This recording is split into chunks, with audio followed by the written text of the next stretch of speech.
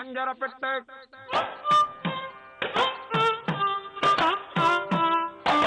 வணக்கம். இன்னைக்கு உப்பு புளி மிளகா நிகழ்ச்சியில உங்களை சந்திக்கிறது ரொம்ப சந்தோஷங்க. இன்னைக்கு ஒரு இனிப்பான பதார்த்தம் தான் நான் செஞ்சு காட்ட போறேன். அதோட பேர் கடலை பருப்பு சுகியம். இந்த கடலை பருப்பு சுகியம் எப்படி பண்றதுன்னு நம்ம பார்க்கலாம். அதுக்கு முன்னாடி அது செய்யறதுக்கு என்னென்ன பொருட்கள் தேவைன்னு பார்த்துடலாம். எண்ணெய், கடலை பருப்பு, வெல்லம், ஏலக்காய் பொடி, மைதா மாவு, அரிசி மாவு. தேவையான பொருட்கள் என்னென்னு பார்த்துட்டோம். இப்போ கடலை பருப்பு சுகியம் இது எப்படி செய்யறதுன்னு பார்த்துடலாம். முதல்ல கடலை பருப்பை ஒரு மணி நேரத்துக்கு நல்லா ஊற வைங்க. ஊற வச்சதுக்கு அப்புறம் நல்லா ப்ரெஷர் குக்கர்லயோ இல்ல சாதாரணமாவும் நல்லா வேக வைங்க. வேக வச்சதுக்கு அப்புறம் அந்த தண்ணியை வடிகட்டி எடுத்து வச்சுக்கோங்க. இதை நம்ம அரைக்க போறோம்.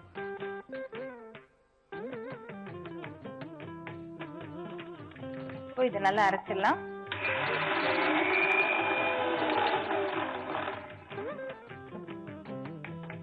அதாவது நல்ல கெட்டியா இருக்கணுங்க, சுத்தமா தண்ணியே இருக்கக்கூடாது.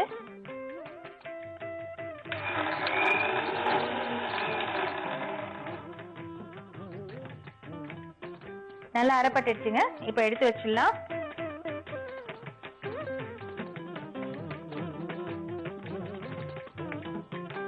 இப்போ நம்ம வெல்லத்தை கரைக்கணும். அது பாகு மாதிரி பண்ணணும். அதுக்காக நம்ம அடுப்பு பற்ற வச்சுக்கலாம்.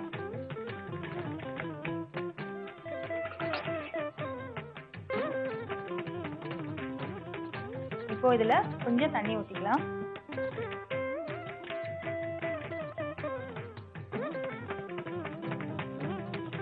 நம்ம கொஞ்சமா தான் கடலைப்பருப்பு எடுத்திருக்கோம். அதுக்காக நான் கொஞ்சமா தான் தண்ணி விட்டுருக்கேன். ஸோ நீங்க வெல்லம் எவ்வளோ எடுத்துக்கிறீங்களோ, ஒரு கிளாஸ் வெல்லம் அப்படி எடுத்துக்கிறீங்கன்னா அதில் 1/4 கிளாஸ் தண்ணி நீங்க ஊற்றி மெல்ட் பண்ணா போதும். தண்ணி சூடாயிடுச்சு. இப்போ நான் வெல்லத்தை அதோட சேர்க்கிறேன்.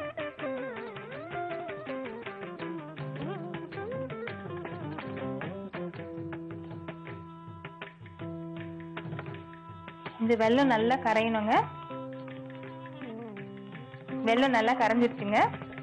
இப்போ நம்ம என்ன பண்ண போறோம்னா, நம்ம அரைச்சி வச்சிருக்கோம் இல்லையா கடலை பருப்பு, அதை இதோட சேர்க்க போறோம்.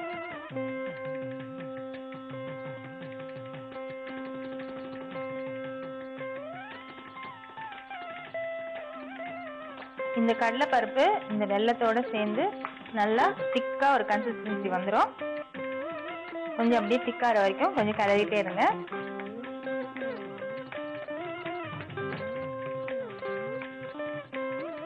இது திக்காயிட்டு இருக்கும்போது லேசா ஏலக்காய் பொடி தூவிடலாம்.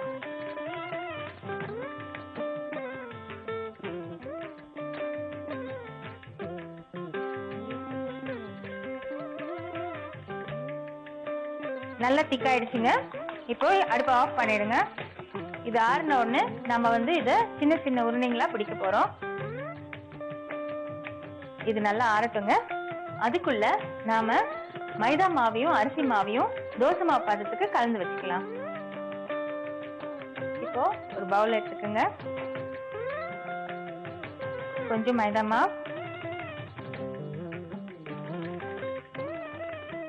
கொஞ்சம் அரிசி மாவு, இது ரெண்டுத்தையும் திக்கான பதத்துக்கு கலந்து வச்சுக்கலாம்.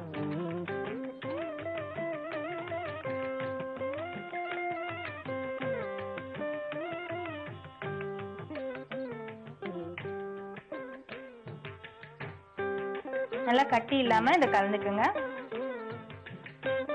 அதாவது ஒரு இட்லி மாவு பதத்துக்கு நம்ம இதை மிக்ஸ் பண்ணி வச்சுக்கலாம். ரெடி ஆயிடுச்சுங்க. பாருங்க, இந்த பதத்துக்கு இருந்தா போதும். இதை தனியா எடுத்து வச்சுக்கலாம். இப்போ இது ஆறிடுச்சுங்க. இதை நம்ம சின்ன சின்ன உருண்டைங்களா பண்ணி இந்த மாவுல துவைச்சு எண்ணெயில பொரிச்சு எடுக்கணும். இப்போ நம்ம என்ன பண்ணலாம், முதல்ல அடுப்பை பற்ற வச்சு எண்ணெயை சூடாக்கிடலாம்.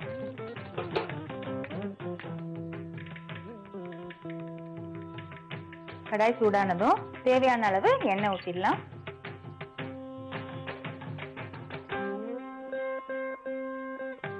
அதுக்கு முன்னாடி இதை சின்ன சின்ன உருண்டைங்களா பிடிச்சு வச்சுக்கலாம். லேசா கொஞ்சம் எண்ணெய் தொட்டுக்கோங்க கையில. இது இந்த மாவுல இப்படி துவைச்சு எடுத்து எண்ணெயில பொரிச்சு எடுக்கணும்.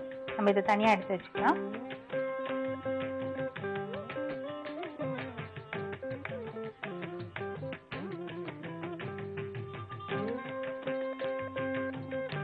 எண்ணெய் நல்லா காஞ்சிச்சுங்க. இப்போ நம்ம ஊற்றி வச்சிருக்கோம் இல்லையா, இதை வந்து இந்த மாவுல துவைச்சி எடுத்து அதுல போட போறோம்.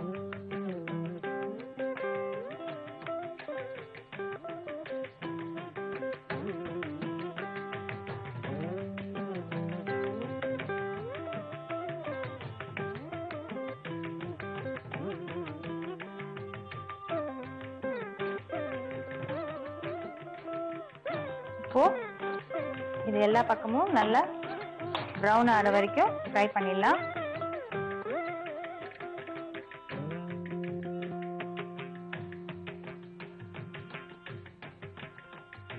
இது ரெண்டு பக்கமும் எல்லா பக்கமும் நல்லா வெந்ததுக்கு அப்புறம் இதை நம்ம எடுத்து சர்வ் பண்ணிடலாம்.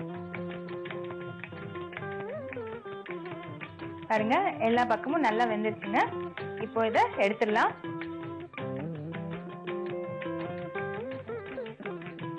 இது வந்து மெத்து மெத்துன்னு அதே சமயம் கொஞ்சம் கிறிஸ்பியாவும் இருக்குங்க. அடுப்பு ஆஃப் பண்ணிடுங்க. அருமையான கடலை பருப்பு சுகியம் ரெடி ஆயிடுச்சுங்க. இதை எப்படி செய்யறதுன்னு ஒரு சின்ன ரீகேப் பார்க்கலாம். கடலை பருப்பை ஒரு மணி நேரம் நல்லா ஊற வைங்க. ஊற வச்சதுக்கு அப்புறம் குக்கர்ல போட்டு ஒரு 3 விசில் வர வரைக்கும் நல்லா வேக வச்சு தனியா எடுத்து வச்சுக்கோங்க.